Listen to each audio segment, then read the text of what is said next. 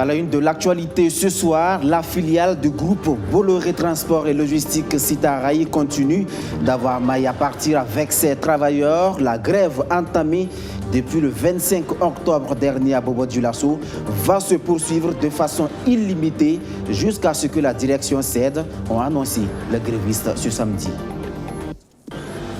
Dans ce journal également, nous irons sur les hauteurs du deuxième point, le plus haut du Burkina Faso. Les pics de Sendou, ce site situé à l'ouest du pays, jadis une attraction touristique des plus populaires, n'est désormais que l'ombre de lui-même. Les 30 000 visiteurs par an ont fui du fait de l'insécurité. Pourtant, il n'en est rien, soutiennent les guides touristiques. Les pics de Sendou sont bel et bien fréquentables.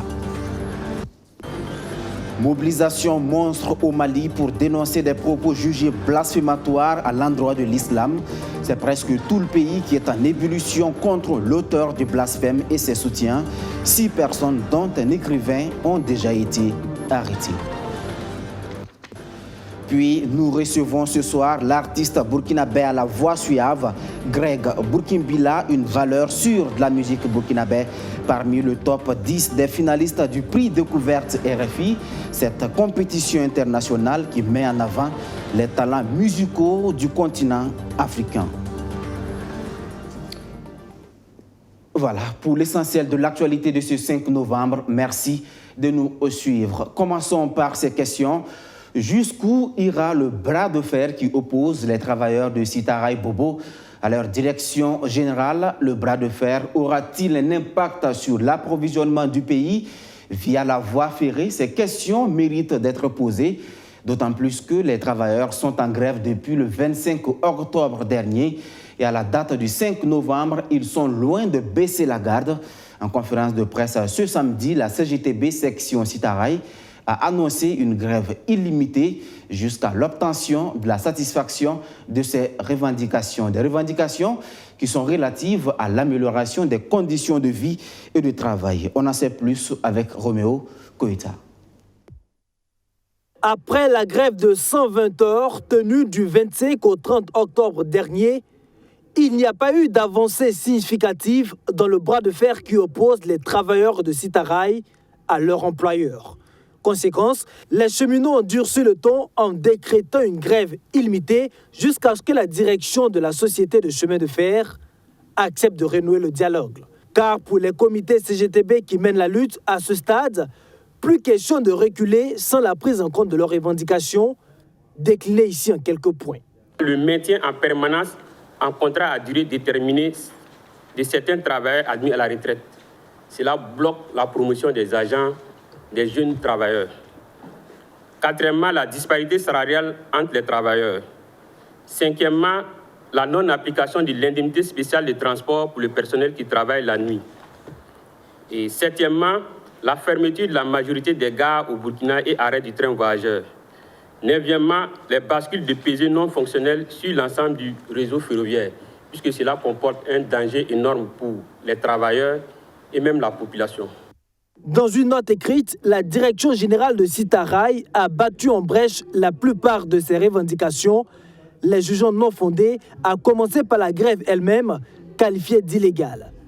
Réaction qui ne semble pas freiner les grévistes dans leur élan. Mieux, ils attendent que l'employeur se penche sérieusement sur leur plateforme revendicative, revendication qui porte aussi sur la réouverture du train voyageur fermé depuis 2020 en raison de la Covid-19.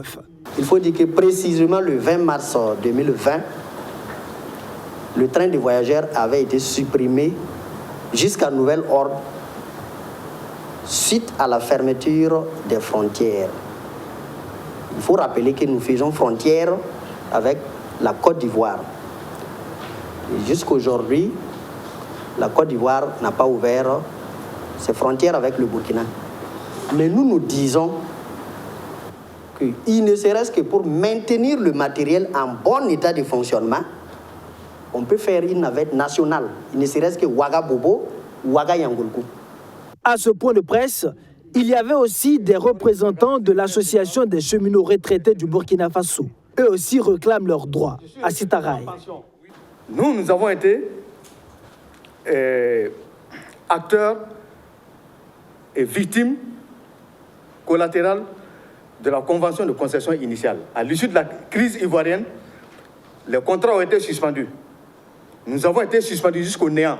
C'est-à-dire, quand je dis néant, jusqu'à la retraite. Aujourd'hui, on nous refuse de nous donner les documents administratifs nécessaires pour faire valoir notre droit à la retraite. Quand c'est de pareilles situations, la justice ne peut pas se prononcer de façon rapide, de façon conséquente. Mais quand ce sont les intérêts des multinationales, on voit que la réaction est rapide. Moi, c'est ce que je voulais donner comme remarque. Après plus d'une semaine de débrayage à la Citarail, les positions semblent s'être radicalisées. Le syndicat indique que sa grève est suivie à plus de 90%. Quant à l'ordonnance du tribunal de travail de Bobo Dioulasso, qui enjoint à la CGTP Bobo de cesser l'occupation des locaux de Citarail, l'envahissement des rails et le blocage des trains, les concernés disent avoir fait appel de cette décision. Elle est 100% mortelle lorsqu'elle est déclarée. La rage est une maladie qui continue de faire des victimes au Burkina Faso. On dénombre 5000 cas de morsure par les animaux suspects de rage. Et en moyenne, 5 patients meurent par an. Face donc au mal, l'État et ses partenaires envisagent un plan stratégique d'élimination de la rage. Abdou Aziz Sarri. Au Burkina Faso, la rage est classée deuxième maladie animale prioritaire après le charbon bactéridien. Cette zoonose, causée par un virus qui affecte le système nerveux central des mammifères, peut même attaquer l'homme. Malgré les efforts pour sa prévention, des cas sont notifiés chaque année chez les animaux sensibles et les humains. Selon les statistiques des services épidémiologiques de santé animale et humaine, au moins 19 cas de rage humaine et 5000 cas de morsure par des animaux suspects de rage sont rapportés annuellement. Des chiffres interpellateurs pour le gouvernement qui veut éliminer cette maladie à l'horizon 2030. Et la stratégie pour y arriver est validée à cet atelier national. C'est un document d'orientation, un document stratégique qui va nécessairement définir les grandes actions à mettre en œuvre et sur la période avec les moyens qu'il faut pour pouvoir éradiquer cette maladie. La rage humaine est une maladie à craindre, selon l'Organisation des Nations Unies pour l'alimentation et l'agriculture, FAO. Elle est 100% mortelle lorsqu'elle est déclarée, raison pour laquelle l'organisme onusien veut soutenir le gouvernement burkinabé dans la mise en œuvre de son plan stratégique d'élimination de la rage. Ce soutien global, la FAO au niveau siège dans tous les pays, et c'est porté par le bureau ECTAD qui est soutenu par l'USAID, l'Agence américaine de développement international qui soutient la FAO, que ce soit financièrement pour que nous déployions au niveau des pays avec le gouvernement, le ministère en charge des ressources animales pour aider un peu dans tout ce qui est maladie, zoonose dans le pays. Cette activité se tient en marge de la Journée mondiale de la rage, célébrée tous les 28 septembre. Cette année, le thème retenu est rage, une seule santé, 0 mort. Aux côtés du Burkina Faso, également la CEDEAO, la communauté économique des États de l'Afrique de l'Ouest, soutient l'État dans la prise en charge des élèves déplacés internes. C'est un chèque donc d'une valeur estimée à plus de 130 millions de francs CFA qui a été remis au ministère des Affaires étrangères. Maxime Ilboudou. Un chèque de 200 000 $, soit un peu plus de 134 millions de francs CFA. C'est l'accompagnement de la CEDEAO, la communauté économique des États de l'Afrique de l'Ouest au Burkina Faso dans le cadre du programme d'assistance à l'éducation en situation d'urgence. Concrètement, cet argent permettra d'offrir une seconde chance aux élèves dont les établissements scolaires ont été fermés suite à des menaces ou attaques terroristes. Le terrorisme ici a fait beaucoup d'écoles fermées, beaucoup d'enfants qui ne vont pas à l'école, beaucoup de personnes déplacées. Donc la CEDEAO a tenu à manifester sa solidarité avec les 4 pays membres de la CEDEAO les plus confrontés au terrorisme, le Nigeria, le Mali, le Niger et le Burkina. Et donc, notre programme commence ici au Burkina. Donc, les 200 000 $ que chacun de ces 4 pays va obtenir, c'est pour aider à gérer la situation des enfants qui ne vont pas à l'école, les enfants déplacés internes. Nous savons que c'est 3 fois rien par rapport aux besoins réels, mais nous voulons aussi que le reste du monde sache que nous, CEDEAO, faisons notre part d'effort avant d'aller demander aux autres. En recevant le chèque, le représentant du ministre en charge des Affaires étrangères s'est engagé à faire en sorte que les élèves qui ont quitté les bancs puissent renouer avec l'école.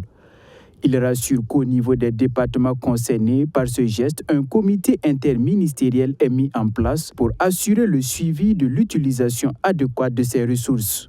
Ce montant qui nous a été alloué sera utilisé pour soutenir les efforts des autorités, pour faire en sorte qu'il n'y ait pas de générations sacrifiées, pour faire en sorte que les élèves puissent continuer de suivre malgré les contraintes, malgré la situation sécuritaire qui est quand même préoccupante et qui continue de prévaloir. La CEDEAO salue également les progrès réalisés par le gouvernement burkinabé dans le cadre de la sécurisation du territoire et la continuité de l'éducation dans les zones sous menace terroriste. C'est le 3e produit agricole d'exportation après le coton et le sésame. L'anacarde est donc une filière qui a toute sa place dans le système économique burkinabé. Mais problème, le secteur rencontre de nombreuses difficultés. Comment les résoudre? Les acteurs s'organisent tant bien que mal. Et parmi eux, l'Union nationale des commerçants et exportateurs de l'anacarde, l'UNCEA, dans sa marche, a renouvelé ses instances en début du mois de novembre. C'était au cours d'une assemblée générale tenue dans la cité du Cavalier Rouge. Arsène Konditamde. Les membres de l'UNCA, l'Union nationale des commerçants et exportateurs d'anacarde du Burkina Faso, renouvellent leur confiance à Moussa Gouri à la tête du conseil d'administration. Sur les 3 années précédentes, lui et son bureau ont contribué à faire avancer des projets comme la question des agréments. Ils ont entre autres initié des formations pour plus de 250 membres sur les bonnes pratiques de conservation de la noix du cajou. On a aussi octroyé plus de 650 millions à travers le CBA AFPMI, 650 millions de crédits aux commerçants. Nous avons aussi donné plus de 8 bascules numériques d'une capacité de 2 tonnes chacune aux unions régionales et 23 000 sacs. Donc, je voulais dire que le bilan a été très satisfaisant. C'est pour cela que nous avons été reconnus. Pour les 3 années à venir, le bureau de l'UNCA veut travailler à autonomiser la structure. Le financement du 3e trimestre de l'année 2022, par exemple, n'a pas été financé par le Conseil burkinabé de l'anacarde. Conséquence, certaines activités qui devaient être menées en octobre ne le sont toujours pas. Les démarches administratives ne sont pas faciles parce que si vous avez mené des activités, il faut envoyer les pièces justificatives avant de vérifier, ça prend du temps, alors que ce sont des pièces volumées. Donc souvent, les subventions viennent en retard. Donc je profite, si le CBA pouvait nous donner la subvention pour toute l'année, pour que nous puissions mener toutes nos activités, je crois que ça allait aussi faciliter les activités de l'Union, qu'on puisse écouler toutes nos activités. Présent à cette assemblée générale, le président du comité interprofessionnel de l'anacarde salue la tenue de cette rencontre. Il invite tous les acteurs à l'union et au dialogue afin de faire avancer les chantiers de l'organisation. Pourquoi je dis le dialogue? Parce que ça ne sert à rien d'élire pour élire. Il faut élire pour travailler. Et pour travailler, il faut savoir faire des concessions, il faut savoir se comprendre, il faut savoir se compléter. Donc c'est cet exercice qu'ils ont fait et je crois que chacun est sorti grandi de cet exercice-là. Et voilà pourquoi nous avons le bureau consensuel. L'harmonisation des instruments de mesure, l'autre cheval de bataille de l'UNCA, l'Union souhaite une uniformisation des instruments afin d'équilibrer les ventes et les recettes. Je vous le disais en titre, le tourisme sur le site des Pics de Sendou se meurt. Un site jadis très fréquenté avec une moyenne de 30 000 visiteurs par an. Mais aujourd'hui, ces gigantesques formations rocheuses époustouflantes ne sont que l'ombre d'elles-mêmes. Tenez-vous bien, Le site peine à recevoir seulement 10 visiteurs par mois. Cédric Wilfried Mabio. À plus de 400 mètres d'altitude, il se dresse majestueusement. Les pics de Sendou. Un chef-d'œuvre naturel, des pierres rocheuses sculptées avec la plus grande dextérité par la nature. L'un des trésors les plus spectaculaires que la nature ait pu offrir à la partie ouest du Burkina Faso, dans la région des Cascades. Aujourd'hui, les pics de Sendou se meurent, étouffés par plusieurs crises. Il n'y a pas assez d'affluence, voilà, à cause de la situation sécuritaire. Voilà, parce qu'on pense que nous sommes un peu proches du Mali, donc ça fait que les visiteurs sont encore beaucoup plus réticents. Ça a commencé par coronavirus même d'abord, voilà, parce que quand il y a eu, comment on va dire, les confinements, voilà, donc en même temps ça a continué comme ça. Voilà, donc jusqu'à aujourd'hui ça ne va pas du tout. Avant, quand il y avait l'affluence, par an, nous pouvions avoir plus de 30 000 visiteurs. Mais maintenant, ce n'est plus le cas. Voilà, par mois, nous pouvons avoir 5 à 6 personnes comme ça. Voilà, donc c'est dommage. Outre la crise sécuritaire et sanitaire, le déclin des pics de Sendou s'explique en partie, selon Ahmed Ouattara, par la mauvaise image véhiculée par certains médias étrangers. Les médias ont un grand rôle à jouer pour les visites, parce que quand on dit dans les médias que ouais, la visite ici c'est un danger, donc les gens seront beaucoup plus réticents. Voilà. Donc pourtant nous savons qu'il n'y a pourtant rien comme danger ici. Voilà. Nous sommes là tous les jours. Nous, en tant que guides, nous sommes là tous les jours. Je pense que c'est ceux qui ont dit que ici, il y a des menaces ici, mais est-ce que lorsqu'ils sont venus ici, ils ont été menacés? Ils n'ont pas été menacés. Donc, voici la vérité. S'ils avaient été menacés, ils n'allaient même pas pu faire les tours sur le site. Donc, c'est dommage, quoi. Donc, il faut que les médias jouent bien leur rôle. Voilà. Au lieu de faire fuir les gens, il faut qu'ils font venir les gens sur le site. Mais rien n'est encore perdu. Et la résilience des pics de Sendou demeure sa force. Il y a donc de l'espoir. Pour nous, l'État doit faire en sorte que les différentes institutions puissent s'organiser pour venir faire un tour au niveau du site. Et le reste viendra après. Parce qu'une fois qu'il y a l'affluence, le reste là, ça va venir. Après, c'est les visiteurs même qui vont demander autre chose encore, petit à petit, et puis on va y arriver. Les différentes écoles, par exemple, et les autres institutions, voilà, si on pouvait s'organiser à partir de là et puis faire les tours de chaque site, que ce soit par mois ou bien une fois dans l'année même, c'est déjà bon. Voilà, je pense que c'est la meilleure solution. La culture étant l'âme de toute civilisation, les pics de Sendou méritent d'être protégés et révalorisés. Les pics de Sendou, non loin des frontières maliennes, le Mali qui est secoué depuis quelques jours par une vidéo devenue virale.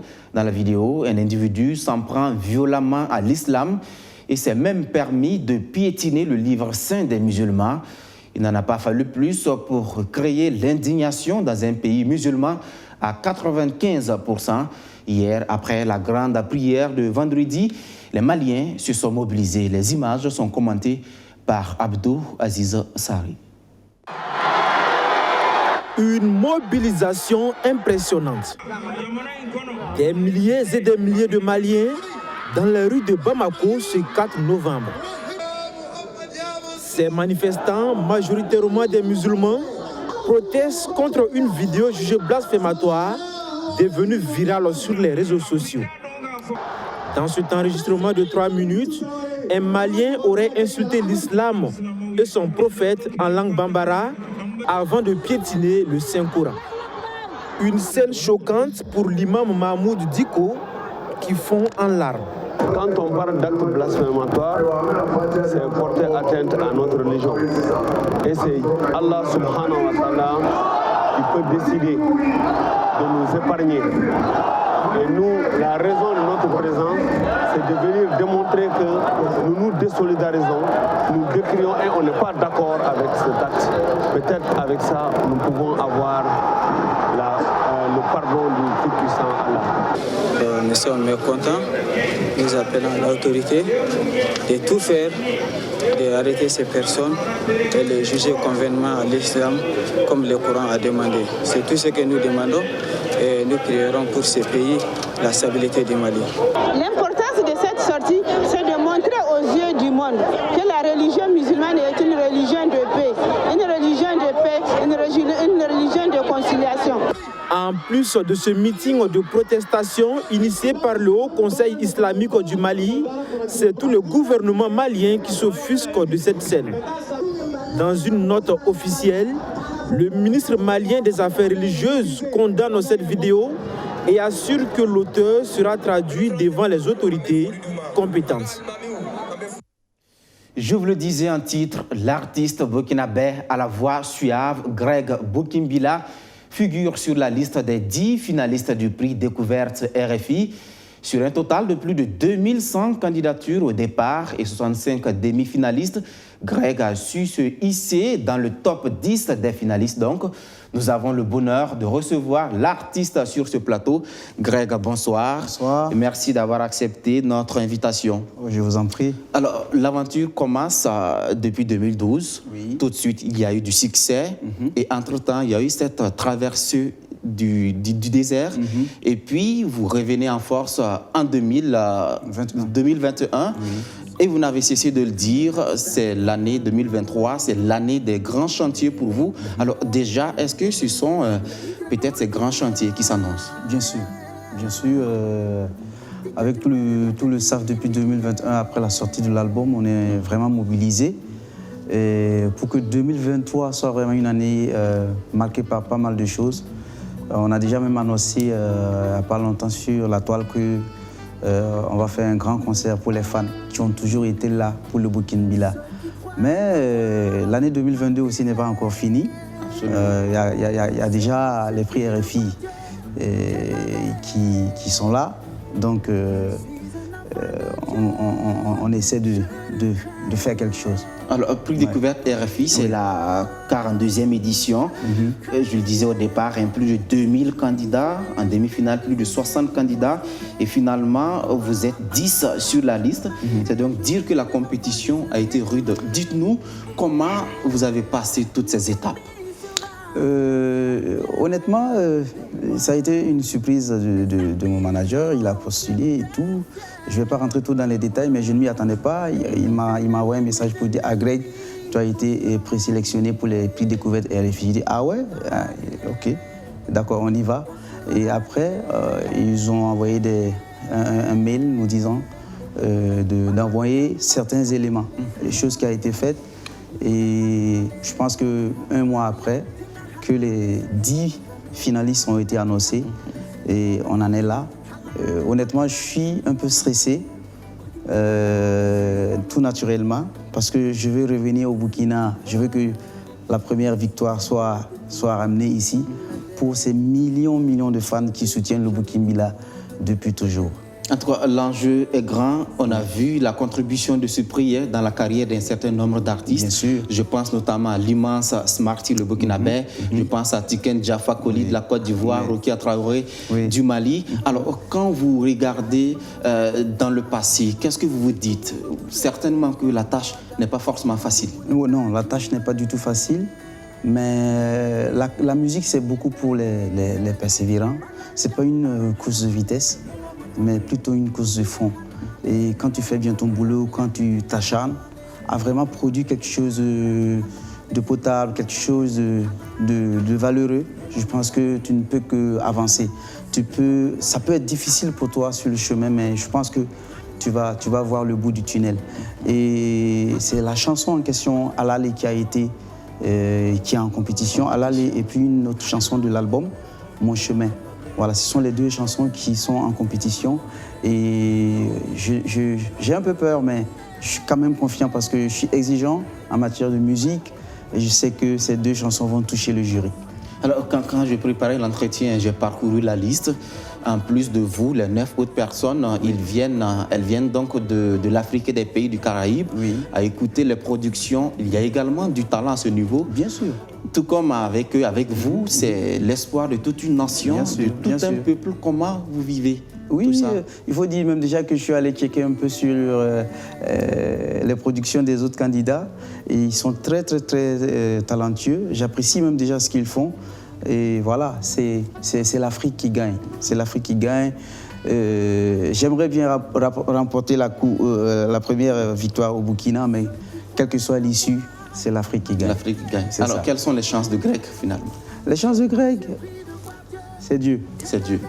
Merci beaucoup à Greg.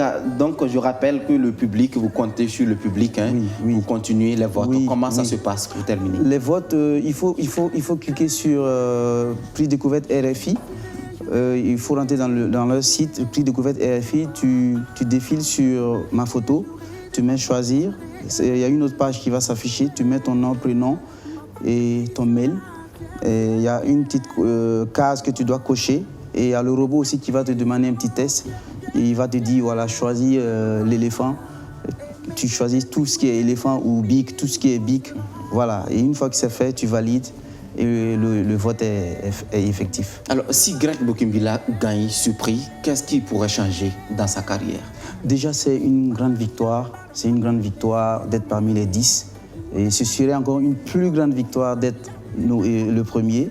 Et ça va beaucoup impacter ma carrière parce que, comme vous le dites tout de suite, ça a beaucoup changé le destin de pas mal d'artistes qui ont eu ce prix.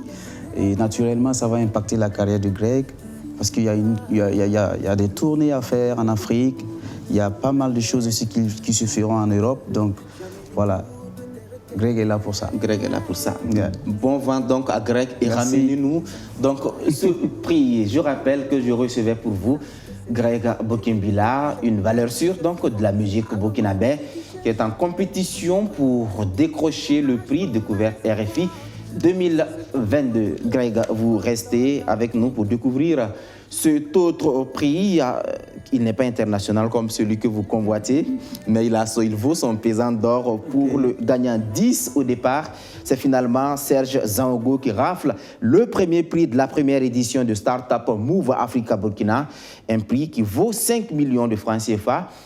Une compétition donc qui a mis une édition donc qui a mis en compétition des porteurs de projets. On en sait plus avec Maxime Ilboudo.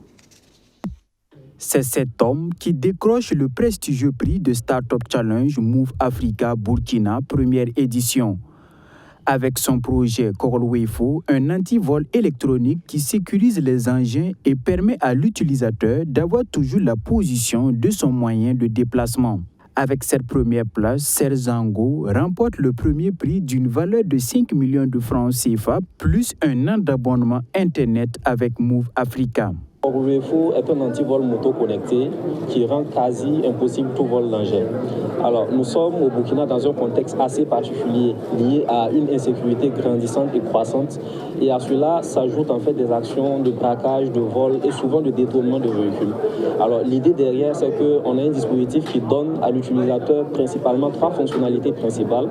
La première fonctionnalité, c'est de pouvoir en fait trouver avec précision la position de son engin juste en secouant son téléphone. La deuxième des fonctionnalités, c'est de pouvoir utiliser la reconnaissance vocale et pouvoir arrêter le moteur à distance. La troisième des fonctionnalités, c'est d'avoir un suivi en temps réel de son dispositif.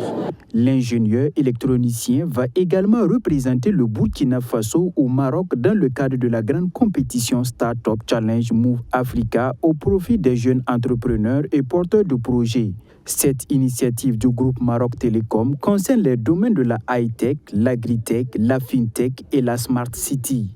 Il faut dire que c'est un appel aussi à beaucoup plus d'abnégation, à beaucoup plus en tout cas de don de soi et de concrétisation véritablement de tout ce qui a déjà été commencé. Quelqu'un a dit que ce n'est qu'une escale, donc il faut dire qu'on a à parfaire encore la présentation, à adapter encore au mieux le projet aux réalités des 11 pays dans lesquels en fait se trouve véritablement la filiale de Move Africa. Move Africa, en tant qu'acteur de la technologie, veut favoriser l'innovation, révéler le talent des jeunes startups en activité et aider ces derniers à travers des subventions pour porter leurs projets à maturité. C'est une occasion pour les jeunes, pour leur permettre de galvaniser leurs projets, de monter en compétences pour une mise sur le marché de leurs projets et aussi trouver des investisseurs pour financer leurs projets. Le deuxième prix de 3 millions de francs CFA revient à Educ avec sa plateforme éducation en ligne et le troisième prix à la start-up Adi avec un accompagnement de 2 millions de francs CFA.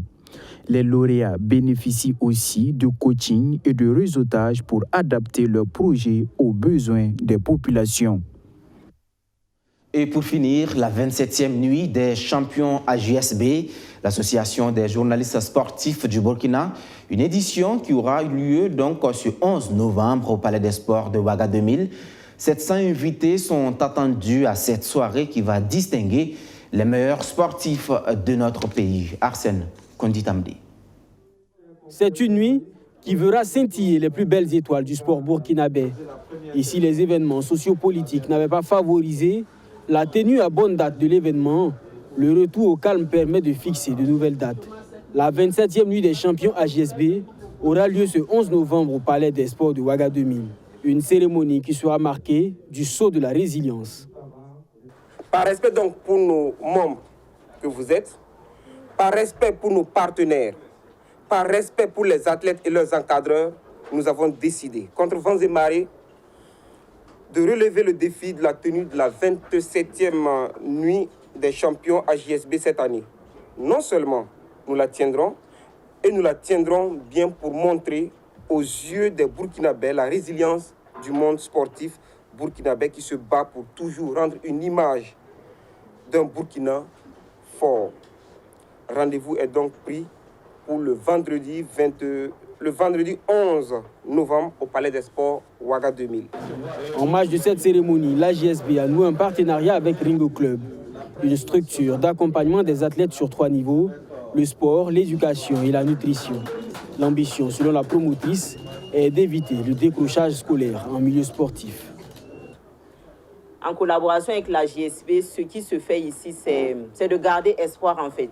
Miser sur la jeunesse, sur les temps qu'on court, c'est difficile pour un athlète de se projeter dans 2 ans, qu'est-ce qu'il sera, dans 5 ans, qu'est-ce qu'il sera. Cette année, 18 700 000 francs ont été utilisés pour la scolarité des athlètes. Donc, on a 22 athlètes. C'est la scolarité pour 2 ans. Il y en a, c'est pour licence 1, licence 2, d'autres, c'est pour le master. La cérémonie est placée sous le parrainage de Jean Yameogo, président du CENOSB, et le co-parrainage de Moumouni Dagano, ex-international burkinabé. La présidence et la coprésidence reviendront respectivement au ministre des Sports et au ministre de la Communication. Ce journal s'achève ici. Merci à tous de l'avoir suivi. Donc, partout au Burkina Faso et plus précisément depuis le village de Borgendé, dans la commune de Djibo, dans le Soum. Demain à 19h30, Hervé Dapa vous retrouve dans le 7 Info et moi, je vous retrouve demain matin à 11h à l'émission Presse Éco. À demain donc. Bonsoir.